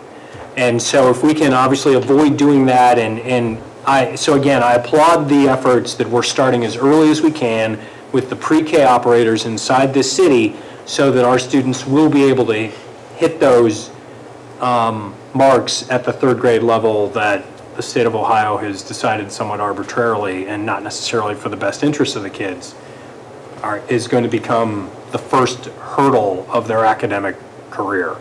I think you hit a lot of things right on the nose there. I did mention, I think, that I consider it also kind of an ethical issue. We should have kids reading, but then there's a reality there. And there's a reality that, you know, we have kids, and a lot of the things that we're going to be putting in place with, you know, early literacy and have put in place, but continue to put in place and continue to offer more supports will come to fruition. But on the first round through, and you guys can, you know, jump in if you want, but on the first round through, I will definitely, I think, have kids that don't quite hit where they need to be. And that not only has implications for that student, it certainly has staffing implications as well, because there are guidelines, well, not guidelines, mandates, actually on, you know, if a student does have to, or doesn't meet, or isn't on track to meet, you know, that third grade guarantee or where they need to be, that a teacher with a particular certification has to be their teacher at that particular point. And we don't have all the teachers at this particular time. We have plans put in place where we will have them, but there's staffing implications. There's certainly social implications, as you mentioned. So I think you hit that one on the nose. Okay, thank you. When you had the slide that shows after academic services, you have the 4 silos, K through 12 principals, K through 12 curriculum, title services, and then assessment and school improvement. So I can see that Mr. Filito probably falls in that silo, or you're head of that silo. I see that Mr. Hanachek is the title services, that would be for you. And then Mr. Hanachek is probably with the assessment and school improvement, am I correct in saying that? So K through 12 principals, would that be your jurisdiction? K through 12, yes, the principals fall, I am, directly in charge of the K-12 principals, as well as that last line in my job description, anything else that the superintendent deems, so. What does that look like, Mr. Schweitzer? Are you sort of liaison, or do you plan the professional development all the way from K through 12? I mean, is that too broad for you to get what you need to do? First of all, think of this more as a team approach. Okay. As far as it comes to the professional development and so on and so forth. And although I say that we meet formally every week and then with the principals every other week, it's a rare day that goes by. I think that the 4 of us aren't meeting at some time or another to discuss those things. What basically comes under the K-12 principals, as far as my direct is the K-12, I evaluate them. We are doing the Ohio Principal Evaluation System, which is quite lengthy, and things that happen in the buildings on a daily basis, whether it be a parent call, somebody disgruntled, something that's going on, those all come to me. So when we're talking about the K-12 principals, it's kind of a general thing for the 7 buildings. And the 7 buildings, if there's a problem or something good, but more oftentimes the phone calls, because not somebody's wishing me a good day, it's something that's happened. But that's more of the realm I play. And with the now that we've consolidated from 6 elementary schools to 4 elementary schools, are you able to perform those duties? I mean, that's a lot of, those are a lot of principals. That's a lot of. At one time, when I just had the secondary, there were 6 principals at the high school alone. So it's proportionally. But it was 9 through 12 education. This is K through 12 education. No, but like I said, it's a whole team with the K through 12 education. As far as working with the principals, evaluating the principals, advising the principals, I think that's fine. Great. And then I'm assuming, Mr. Lysick, your K through 12 curriculum. Do you have help? I mean, that is a lot of curriculum. That is a broad base. How do you get it all done in a school year? Well, I'll be really honest with you. The way we get it done is with the people who have been leading these building presentations. Right. If we didn't have the help of the principals, we'll call the principals and department heads out and work with them on the initiatives and the Common Core, and we have the support of our coaches. But really, I could not do it without the help of the principals. I mean, they are the key player, I think, in us getting our initiatives put through. So the more time we invest in the principals, the more time they can and support they can provide to teachers. And through school leadership teams, I would say that's where it really happens. Mm-hmm. Absolutely. Good question. Any other questions? You've got in this presentation that we service 769 students K through 8, and I see that the changes that we made are certainly working and to the benefit of the kids. How many kids did we serve last year? Well, it was around 250. By going to middle school, that extended our number of students greatly. And honestly, at the elementary level and at the middle school, since we're school-wide, we service basically all the students. At the elementary level, we have added the family liaisons.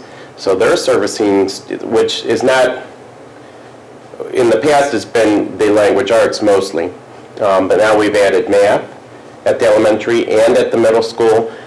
So we have some of our services are meeting whole classes or assisting in whole classes.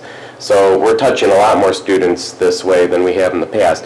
You have to remember, in the past, reading recovery was our main focus, and that was a one-on-one program. So really, even just by expanding out of the one-to-one program to groups of 4 or 5, we almost quadrupled our number of students. Well, I just am really pleased to see this, because I remember last year there were some questions as to whether this was a good change. Yeah. But obviously, it's been very successful. I think it has, and I think the more we can help, the more students we can touch, the better off we're going to be. Well, thank you to the team. May I piggyback off of that? So I know that we got the report cards, or we received the report cards from last year's elementary schools. Lincoln did great. Lincoln moved up to excellent. Roosevelt moved into continuous improvement, and TJ was ineffective. So obviously, some of the things that were in place last year had done very well. And do we expect to do that well this year with the new programming in place and touching as many students as you say we're touching? So, I think that would be our hope. Yes.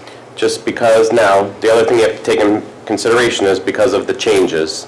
And IRN numbers have changed with the schools. It's going to look, we may have some issues this year just because certain numbers have changed to different kids. You mean that with our redistricting? So Yes. Roosevelt's going to look slightly different. They are.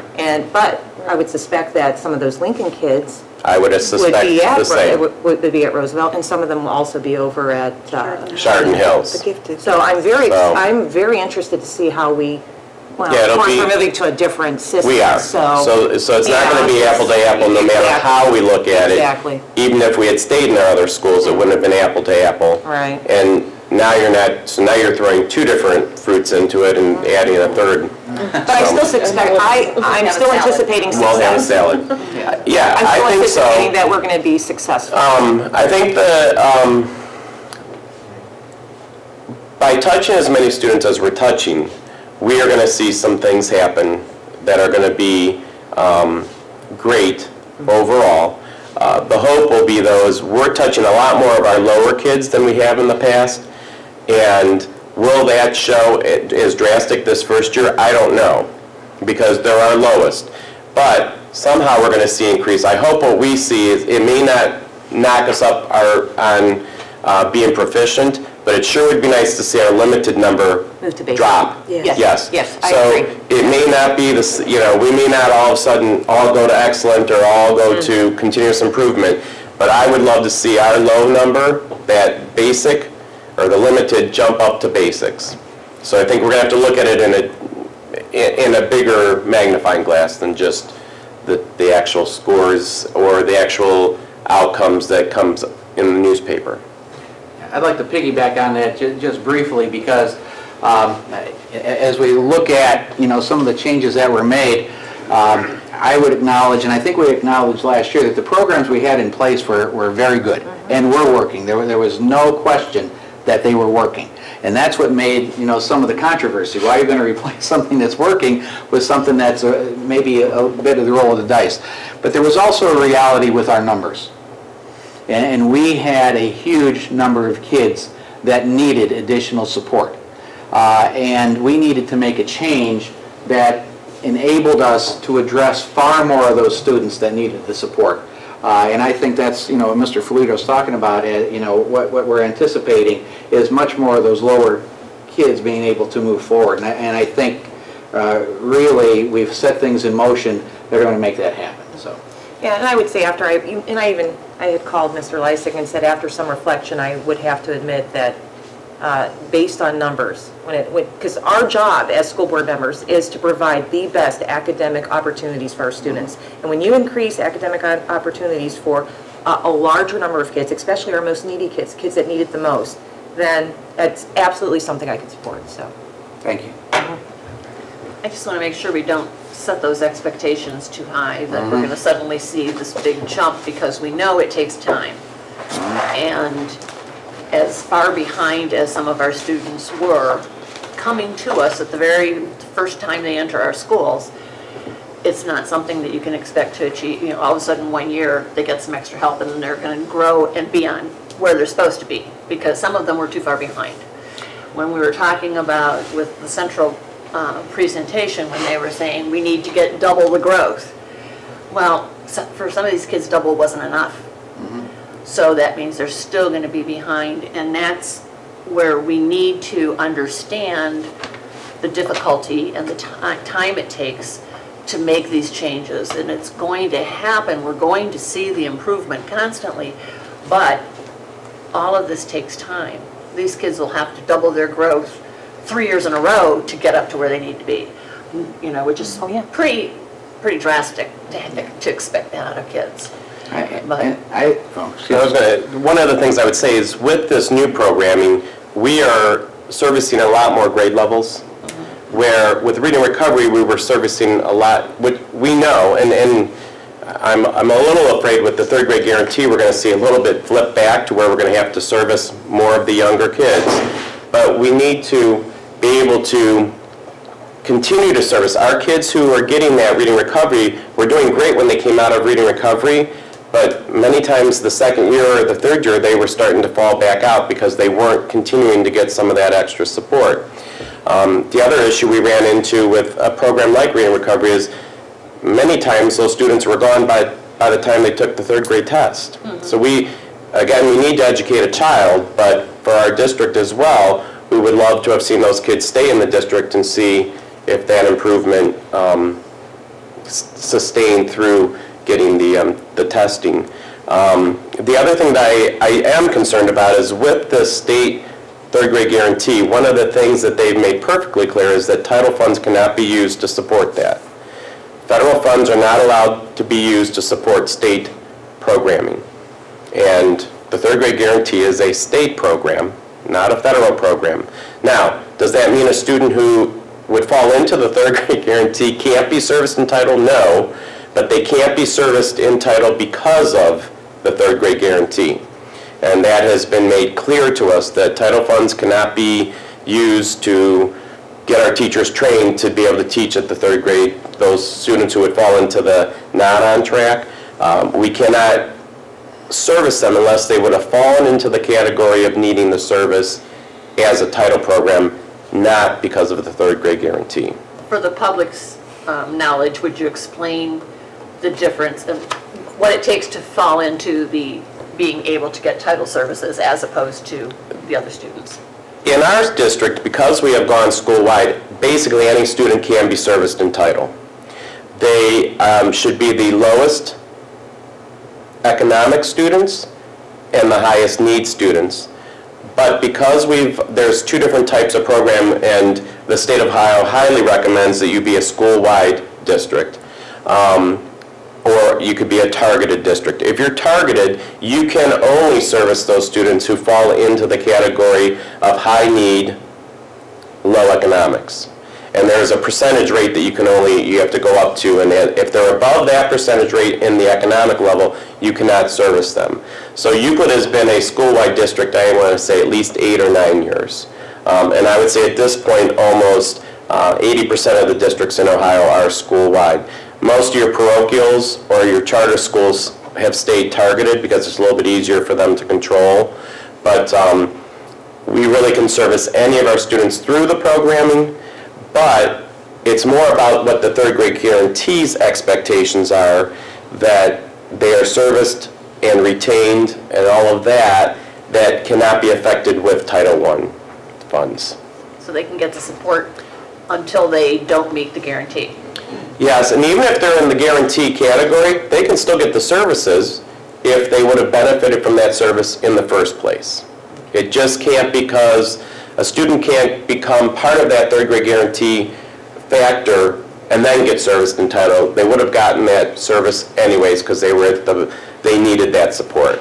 It's one of those fine lines that we're going to have to just be careful of, as are all the districts across the state, because in most cases, any of our third grade guarantee students probably are Title I students. Because of the economics factor in the city. And their low scores. Okay.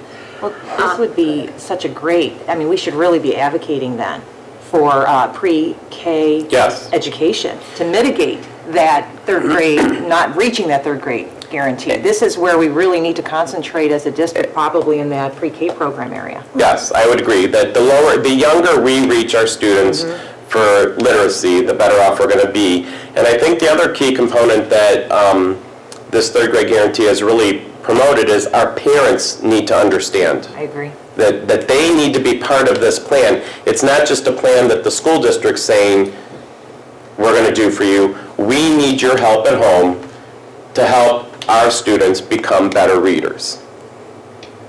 And that, I think, is the message that hasn't gotten out to the public as well as it needs to be. That we need that parent starting at a very, very young age. Yes. Reading to students and so forth. Because almost by third grade, it's almost too late even then. But, you know. My concern is with the transientness we have in our district. I know you said, well, you need to educate the students, and too bad they don't stay in long enough. But my concern is on the opposite end, that they come to us in third grade and haven't gotten the support that they needed, and then all of a sudden, it falls on us. We have to make up what another district maybe did not do with them, maybe parents did not do with them, whatever the issue was, they come to us, and whatever they need, we've got to do. And I think that that's something that's big concern. That's why I'm concerned about everybody thinking, oh, we're doing all these things and our test scores are going to go up. You know, it's just like with the new building. Someone made the comment to me, oh, well, now you have the new building, so the test scores didn't go up. Well, they did go up, but they're just, give us a chance to have the kids at the school for a year before we decide that. But the point is that it takes time for any kind of educational change.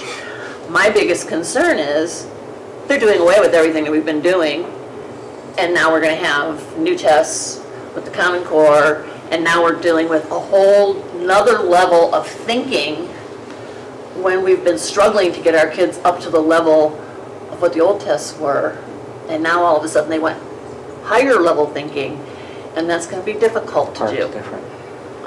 Because that to me is thinking that they have to be trained in for years and years of thinking, and it's more than what they would be getting in a home life if parents don't understand what they need to, how they need to be doing things differently. So I'm really concerned that we get to those parents and make sure they understand Common Core, because the few questions that I've talked to people about, that I've seen sample questions, and I said, okay, here's an example of a math question, and they all look at me like, how do you even do that? I mean, they're not able to answer it. I can't even help them with some of the math. The higher level thinking is going to be very difficult, I'm afraid, for a lot of our students. Yeah, well, Kay, I appreciate you saying that, because there's a lot of reality in what you're saying. We want, obviously, the scores to continue to be higher. There is the reality, and anybody who's taken any kind of educational research knows that, this is kind of an implementation year, and there's such a thing as an implementation dip and all that, and things are changing.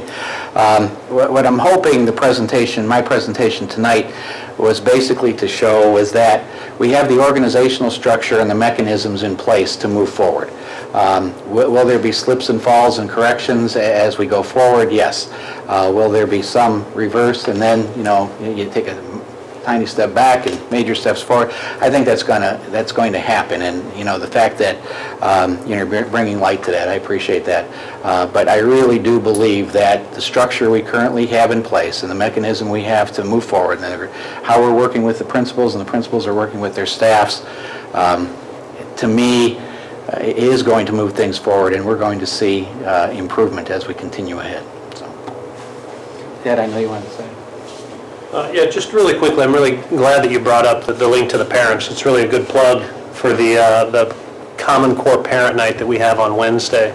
Call went out this evening, and we're really trying to do that with the parents. Give them, really lay it out so that they can see a Common Core question for math, a Common Core question for, and we're very strategic about that, giving them a very difficult question for literacy, and then showing them these are the simple things that you could do with a kindergarten student, some conversations you can have with your child at kindergarten to start to prepare them for this, because this is going to take a team effort. So attendance right now, we're looking at between 10 and 20 families that have signed up for that. That was prior to the call going out, so we're anticipating that to really beef up between now and Wednesday, but we're already planning how we're going to hold these same types of sessions throughout the year next year, and try to coordinate them with things like open houses, parent-teacher conferences, when parents are coming in, so we can hit them with that information right there. So